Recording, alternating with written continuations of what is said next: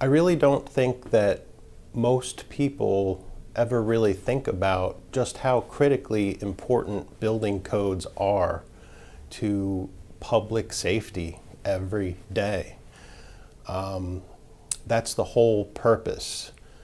Building codes have actually been around since antiquity, and the need was generally developed because of the evolution of cities, where we had a lot of people living close together.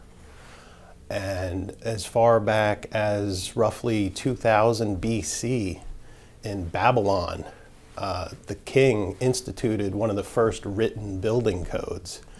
And it was somewhat based on the old Arab adage, an eye for an eye, because the code said things like, if a builder builds a house and the house falls down and kills the owner, that builder shall be put to death.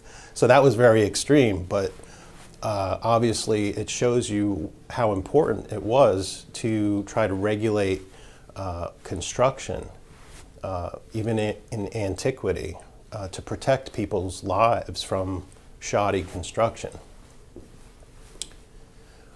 We see on the news frequently now when there's an earthquake. There was an earthquake in Italy about a month ago, and very often we hear things like, there was quite a bit of loss of life and unnecessarily due to shoddy construction practices.